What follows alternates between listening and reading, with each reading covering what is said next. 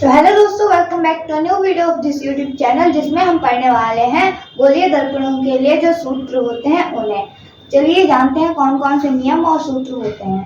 तो सबसे पहला जो हम लोग यहाँ पर दो चीजें बताने वाले हैं। एक तो चिन्ह परिपाटी जो भी गोलीय दर्पणों के लिए होती है कि किस तरह की चीजें माइनस ली जाएंगी, प्लस ली जाएंगी, ये सब के बारे में हम लोग जानेंगे। और जब किरण आती है तो परावर्तन के बाद कहाँ जाती है, तो ये चीजें हम लोग जानेंगे इसमें। चलिए शुरू करते हैं। सबसे पहले आते हैं किरण आरेख पे। तो पहला क्या होता है कि दर्पण के मुख्य अक्ष के जो समांतर आ रही होती है किरण, चाहे उत्तल दर्पण हो चाहे अवतल दर्पण हो, ठीक है। तो उसके अगर मुख्य अक्ष है, जैसे कि ये जो है हमारा अवतल दर्पण है और ये है उसका मुख्य अक्ष, यहाँ पर थोड़ी सी दूर पर यहाँ पर होता है फोकस, ठीक है। यहाँ पर वक्रता केंद्र जिसको सी से डिनोट करते हैं वो होता है, और यहाँ पर होता है पी, बिल्कुल बीच में दर्पण के, ठीक है।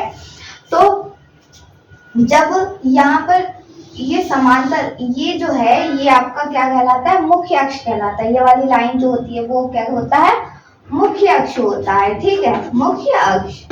अब इसके समांतर यानी कि पैरेलल जो लाइन आ रही है वो परावर्तन के बाद मुख्य फोकस से होकर जाती है, यानी कि जब परावर्तन हो जाएगा तो ये फोकस से होकर जाएगी, ठीक।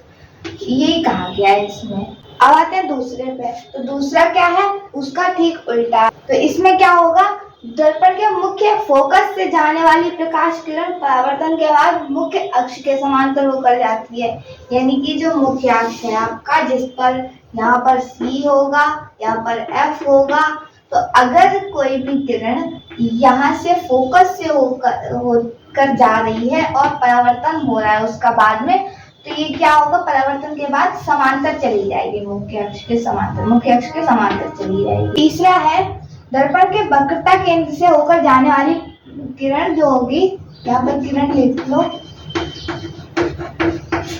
किरण परावर्तन के बाद उसी दिशा में वापस चली जाती है। जैसे कि जो ये मुख्य अक्ष पर C होता है, वक्रता केंद्र जिसको बोलते हैं, यहाँ पर F होता है। तो अगर कोई भी किरण मानो यहाँ से जा रही, यहाँ से आपतित हो रही है, ठीक है, और अवतल दर्पण या उत्तल दर्पण पर इस तरह से जब गिर रही है तो वो क्या होगी, जब वक्रता केंद्र से आ रही है तो इधर से आई और जब परावर्तन होगा तो उसी दिशा में वापस चली जाएगी। इसके बाद में दर्पण के ध्रुव पर अगर कोई भी किरण आपतित हो रही है तो वो जिस कोण से आपतित होती है उसी कोण से परावर्तित हो जाती है, यानी कि अगर कोई किरण इस तरह से आ रही है P पॉइंट पर, दर्पण का ध्रुव जो कि होता है, तो जिस एंगल से वो आई है उसी एंगल से वो वापस भी चली जाएगी, लेकिन परावर्तित होकर। अब आते हैं गोलीय दर्पणों के लिए चिन्ह परिपाटी में।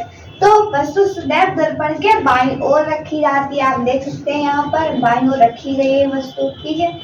और दूसरा क्या है कि मुख्य अक्ष के समांतर सभी दूरियां ध्रुव से नापी जाएंगी, यहाँ से ही नापी जाएंगी। अगर इधर जाएंगे तो प्लस आएगा, ठीक है, इधर जाएंगे तो माइनस आएगा, ठीक। और इस तरफ वाली दूरियां सभी प्लस होती हैं, इस तरफ वाली सभी माइनस होती हैं। जो कार्तीय पद्धति होती है उसके अकॉर्डिंग हम लोग प्लस माइनस दूरियां रखते हैं, ठीक उसी तरीके से यहाँ पर भी होती है, ठीक है।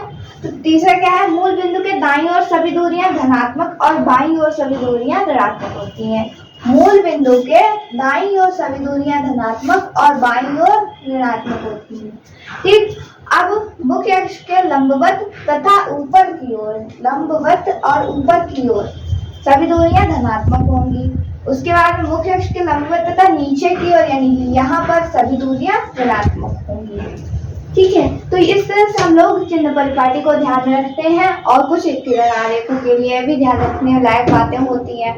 तो उम्मीद करते हैं आपको दोनों ही चीजें समझ में आ गई होंगी। वीडियो अगर समझ में आई हो तो लाइक कीजिएगा, चैनल को सब्सक्राइब कीजिएगा। फिर मिलते हैं एक और नए वीडियो के साथ, तब तक के लिए धन्यवाद।